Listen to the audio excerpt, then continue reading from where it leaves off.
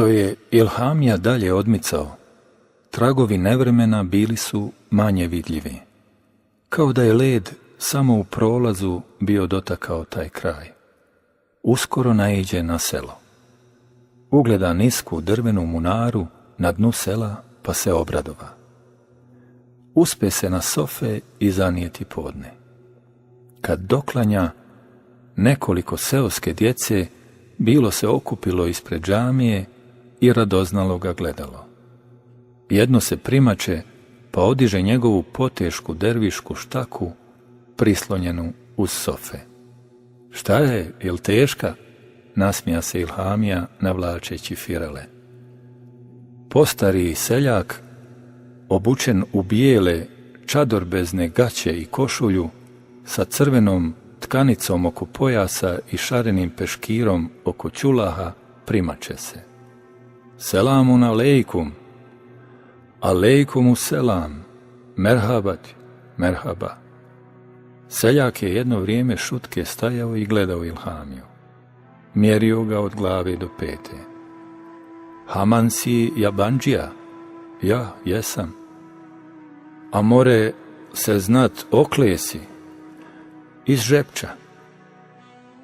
Pa neđe pošao? Utravnik. Utravnik? Lijepo. Jesam li daleko? Pa kako ću ti riječ, ako bi pohitio, do akšama bi mogao u Vitez, a potlije akšama i ne mereš u Travnik. Ne daju. Ne daju? Jok, ne daju. Diže seljak glavu i osta otvorenih usta, ali ništa više ne reče. Samo je i dalje gledao u Ilhamiju. Onda ću pohitjet, da makar do Viteza. A konja ne imaš? Ne imam. Ilhamija pomilova djecu i pođe. Allah imanet, tiho će seljak, pa se okrenu i osta gledajući za njim. Žurio je. Neka čudna lahkoća bila ga obuzela. Odjednom zastade, pa se sam sebi nasmija.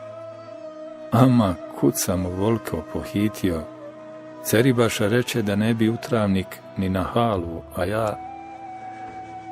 Prvi put, otkako je pošao iz Žepča, poče razmišljati o Dželaliji. Ovaj put mirno, bez one pritajene zebnje i nemira, koji su ga pri pomisli na Dželaliju dotad obuzimali. Već sutra, ili za koji dan, naći će se s njim oči u oči. Premda nije dvojio šta će mu kazati, pitao se kako će teći taj njihov susret i razgovor. I kako izgleda Dželalija? Je li onakav kakvog ga je u snu vidio? Naoko blag i skrušen, a onda odjednom ko sjaj gole sablje. Koji je godina? Je li možda hejbet smrknut, težak u pokretima, promukla glasa i opaka pogleda? Hoće li nasrnuti na njega ili će dopustiti da mu kaže šta mu je nakanio kazati? Čuo je da je Dželalija vješt i brz na jeziku ko malo ko, pa da čak i pjesme piše, da je hafiz, da se bavi naukom, da voli sve što je lijepo. Pa ako je sve tako, kako može raditi ono što radi? Ili možda baš mora tako? U tim mislima, a da ni sam ne zna kako, Ilhamija pred sami akšam izbi u Vitez. Dok je na obali Lašve uzimao abdest, sa džamije u Vitezu zauči ezan. Ilhamija se potra, spusti rukave na anteriji, obu firale i navuče džubu. Uze stvari pa pohitje. Stiže u džamiju u posljednji čas. Poslije akšama među prvima izađe iz džamije. Dok je sjedeći na sofama obuvao firale i razmišljao gdje će konačiti, nekoga oslovi. Šejh Efendija, ma jesi li to ti? Fenjer pred džamijom škrto je osvjetljavao. On diže glavu i zatrepta gledajući u postarijeg omalešna čovjeka koji je stajao pred njim i osmjehivao se. Bio je u džubi i s Ahmedijom na glavi. Po tome i po glasu Ilhamija poznade da je to džamijski imam za kojim je maločas klanjao. Jesam, ja sam. Ti mene bez beli ne poznaješ, a ja tebe dobro znam. Viđao sam te u Tekiji, u Živčićima, ima 30 i toliko godina. Odmah sam te prepoznao. Mašala, nisi se mnogo ni postario. A ja sam biva Topal Hodža, Omer Topal Hodža, imam. A jeli? Ne znaš koliko mi je drago što sam te vidio.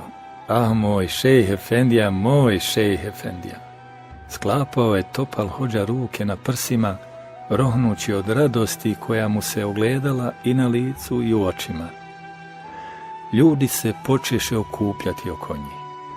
Braćo, ovo vam je šejh Ilhamija, a svi ste čuli za njega.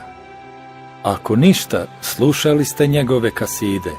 Okrenu se Topal Hodža džematlijama, od kojih su većina bili seljaci u bijelim čadorbeznim gaćama i crnim jelecima, a tek poneki obučen po gradski, u čohali čakšerama i anteri.